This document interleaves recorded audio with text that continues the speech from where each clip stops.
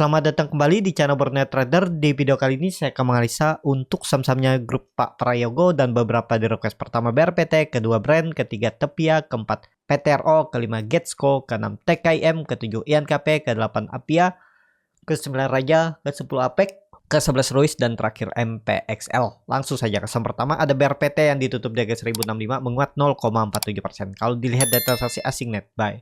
Kalau di broker semuanya BRPT ada akumulasi. Langsung saja katanya BRPT turun juga ya. Nah ini yang perkiraan saya waktu itu. Kalaupun bisa naik ya 1300, tapi sepertinya susah ya saat ini. Tapi kita lihat minggu depan. Menurut saya masih ada peluang dia nge-swing atas. Paling enggak kalau nggak ke 1300, 1200 ini ada. Sedikit lagi mungkin turun ke 990 atau 1000 itu akan nge-swing atas. Ya tetap gambaran saya itu akan nge-swing atas. Tapi turun dulu sedikit.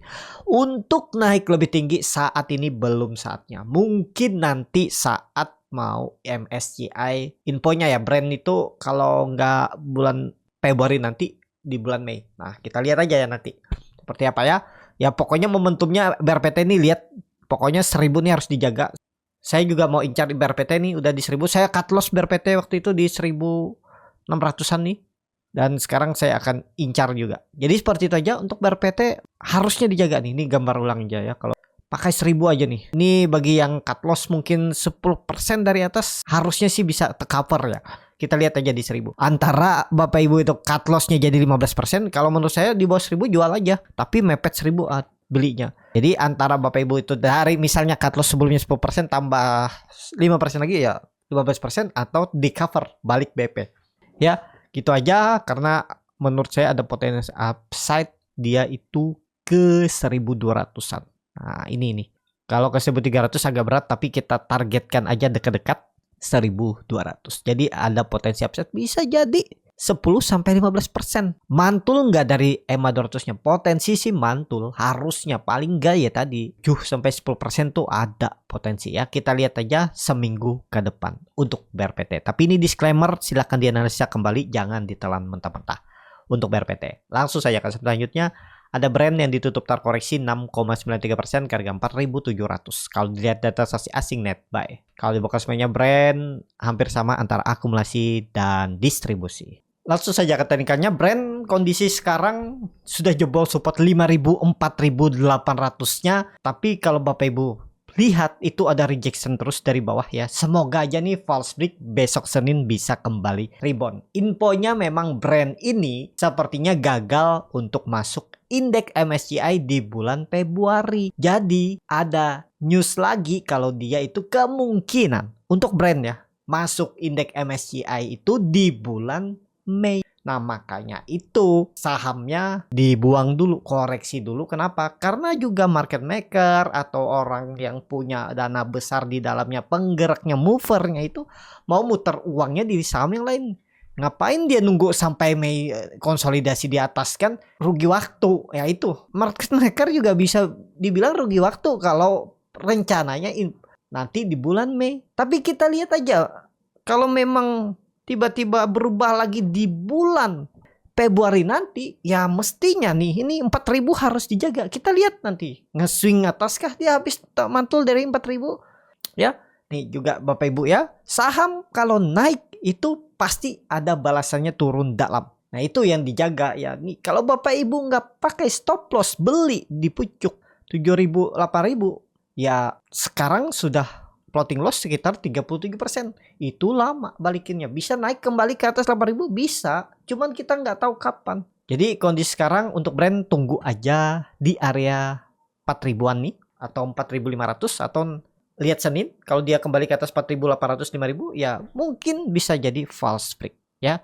Jadi untuk sekarang Brand lebih ke wait and see. Harga nanggung. Memang bisa naik tapi bisa turun juga. Turunnya bahkan bisa lebih dalam. Seperti itu Brand. Langsung saja ke saham selanjutnya. Ada Tepia yang ditutup di harga 3.560, terkoreksi 4,04%. Likuiditas tipis tapi Bapak Ibu perhatikan asing net buy 28,4 miliar di hari Jumat. Kalau di broker semuanya Tepia di distribusi. Langsung saja ke teknikalnya. Untuk Tepia kondisi sekarang turun dulu lah ya. Nih saham naik pasti ada balasannya turun. Ini kenaikan yang seperti ini kenaikan yang nggak wajar. dia naik. Ya ini bisa dimanfaatin, memang bisa dimanfaatin. Tapi yang nggak tahu bisa manfaatin kan bingung. Pas belinya harga pucuk ini, berharap dia naik lagi, mungkin ada news, ada berita dari segelintir orang di forum ataupun di lainnya bilangnya mau ke 8.000. Nah itu bahayanya seperti itu tuh ya. Kalau infonya sudah di atas ini bilang mau ke 8.000, ya jangan. Ini kan dia dari 2.800 udah ke 6.000. Dibilang mau ke 8.000 dan naiknya ini nggak wajar kecuali dia naik turunnya seperti ini. Nah, atau ya kalau Bapak Ibu memang yakin ke 8.000 atau 7.000 ya dimana harus stop loss kalau gagal. Ya ini sudah saya gambar ya waktu itu 5.500 tuh level psikologisnya. Lihat dia sebenarnya mantul, habis itu rebound tapi nggak mampu naik dan low-nya turun dan akhirnya jebol lagi. Kemana arahnya? Bisa di bawah 3.000. Sekitaran 3.000 itu mungkin. Bisa potensi rebound nggak dari 3.500? Ada potensi rebound juga, tapi rebound terbatas ya. Kita lihat aja. Paling ya 3.500 sampai 3.800. Untuk naik lebih tinggi kayaknya belum.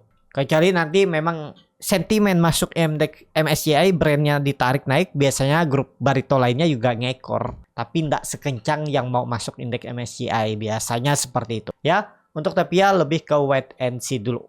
Seperti itu. Langsung saja ke saham selanjutnya, ada PTRO yang ditutup di harga 4.580, terkoreksi 4,78%. Kalau dilihat data transaksi asing net buy.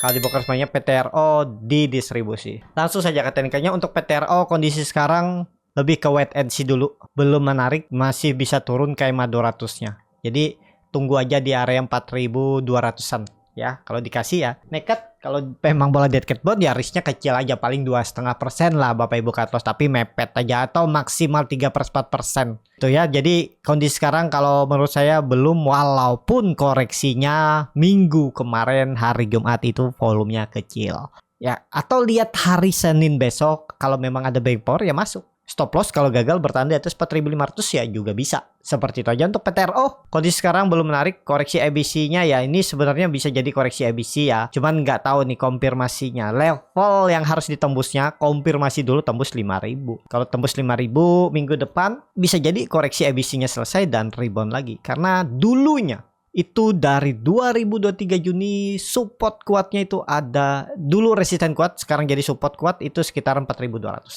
Ini harus dijaga. Kalau benar koreksi ABC-nya selesainya di 4.200, nggak lebih dari itu turunnya ya. Tapi itu disclaimer, baru analisa, jangan ditelan mentah-mentah. Silahkan dianalisa kembali. Seperti itu aja untuk PTRO. Langsung saja ke saham selanjutnya, ada Getsko yang ditutup terkoreksi 3,44% ke harga 112. Kalau dilihat data transaksi asing seminggu kemarin itu net buy. Kalau di broker semuanya Getsko ada akumulasi. Langsung saja ke teknikalnya, Getsko saya juga ada beli di 134 hari tanggal 5 Januari itu. Saya beli pas dia tembus 134, pas beli hampir. Langsung saja ke teknikalnya, saya juga ada beli Getsko itu di hari, saya juga ada beli Getsko di tanggal 5 Januari itu. Saya beli pas dia menembus lagi 134-nya ya. Tapi sayangnya itu harga puncak ternyata gak. Saya juga ada beli Getsko di tanggal 5 Januari dan sudah stop loss cukup dalam ya. Belinya di harga 132 dan saya stop loss di 118 ya. 10% saya cut loss ya. Dan ya belum menarik lagi menurut saya Getsko ya. Downtrend. Perkiraan saya juga ya ada yang swing atas, tri black row dan rebound karena saya lihat buying power tuh kuat hari Jumat tuh. Tanggal 5 tuh hari apa ya? 5 Januari. Ya Jumat, ternyata turun. Saya kasih toleransi mungkin 120 kuat karena itu support yang harus dijaga. Jebol juga ya udah saya cut loss dulu. Ya 10% lumayan. Memang nggak bisa dihindar ya. Yang harus cut loss ya cut loss dulu. Cari sama yang lainnya. Penting tuh punya sistem trading dulu. Kalau sudah punya sistem trading yang bagus ya oke. Perkiraan saya itu nggak pola dead cat bond. Dia mampu naik koreksi dikit. Ternyata grupnya Prayogo yang memang membuat Getsko juga kedampak. Ya, grup Pak Prayogo jebol juga Getsko. Jadi seperti itu aja untuk Getsko, belum menarik kondisi sekarang. Saya mungkin incar lagi nanti di area 100. Siapa tahu 10% saya nanti bisa diganti Getsko. Nanti ya, tapi belum. Lihat keadaan aja. Kalau ada saham yang lain ya pilih saham yang lain dulu. Seperti itu aja untuk Getsko. Langsung saja ke saham selanjutnya. Ada TKIM yang ditutup di harga 6.950 terkoreksi 1,41%. Kalau dilihat data transaksi asing net sell. Kalau di broker semuanya TKIM didistribusi. Langsung saja ke teknikalnya, TKIM lagi sideways, belum kemana-mana juga. Saya punya INKP-nya yang saya punya ya, TKIM-nya nggak punya. Nanti saya analisa ya. Untuk INKP Dan kalaupun Bapak Ibu mau beli TKIM, supportnya pakai aja 6780. Paling 4% apa 3,5% nih. Dalam juga ya. 6.700 3,68%. Ya udah itu tinggalin aja. Semoga ya minggu ini dia berhasil menembus EMA 200-nya. 7.200 sih tembus menarik. Asal tembus ya minggu ini. Kalau bisa Senin, Selasa atau Rabu nanti tembus bagus. Pokoknya INKP jangan jebol 6.800. Itu aja untuk TKM. Tapi kalau Bapak Ibu mau lebih aman, tunggu dia tembus 7.200, bergerak di atas EMA 200-nya bisa. Kalau dia false break, jual. Risknya kecil, paling maksimal 2%. Gagal tembus, jual. Gitu ya. Tapi disclaimer ya, karena beli harga-harga tengah false break seperti itu gampang kegocek. Jadi Bapak Ibu menyesuaikan aja yang mana cocok. Coba kah beli di area ini, di area pertengahan atau beli area support. Dicoba aja terus yang mana cocok dengan profil resiko Bapak Ibu. Jadi seperti itu aja untuk TKIM. Langsung saja ke selanjutnya. Ada INKP yang ditutup di harga 8.100, menguat 0,62%. Kalau dilihat data transaksi asing net buy, kalau di broker semuanya INKP ada akumulasi walaupun tipis. Langsung saja ke teknikalnya. INKP saya juga ada beli nih INKP ya. Berharap rebound dari 8.250, ternyata gagal. Dan saya masih plotting loss untuk INKP itu karena akan cut loss kalau dia jebol 8.000.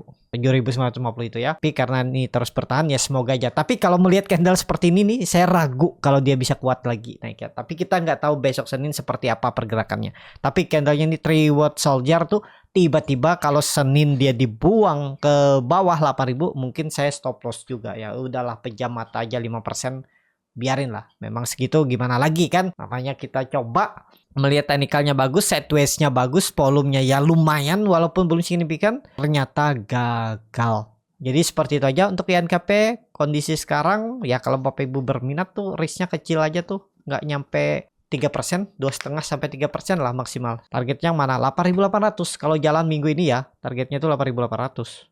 EMA 200-nya minimal. Jadi seperti itu aja untuk INKP. Langsung saja ke selanjutnya. Ada APIA yang ditutup menguat 7,92% ke harga 545. Kalau dilihat data transaksi asing net buy, kalau di broker semuanya APIA diakumulasi. Menarik nih untuk APIA. Harusnya sih serius naik ya. Udah berapa kali digocek nih. Saya udah pegang lama APIA nih dari bulan Desember, bahkan dari November kalau nggak salah saya pegang nih ya. Dia sideways saja, sempat turun 440 nih, saya first down. Langsung saja ke teknikalnya. APIA juga cukup menarik, udah aman. 480 harusnya dijaga dan sudah terlihat ini swing low-nya. Ya, ini swing low dan ya udah, ini pasti potensi besar 600. Kalau nggak di bulan ini Februari ya, pokoknya arahnya 600 sudah kelihatan nih. Tapi disclaimer ya, dia ini baru ya di area resisten nih. Tapi udah oke lah menurut saya untuk APIA. Target minimal mana nih? 580, 600. Bahkan mungkin di Januari ini arahnya ya, karena dia sudah mematahkan trend downtrend dan sudah membentuk swing low dan sudah breakout, harusnya aman untuk INKP ya. Condong arahnya lebih ke atas. Ada bullish divergence, sahamnya turun waktu itu, MACD-nya naik dan momentumnya ini pas dia tembus 500 lagi ya itu.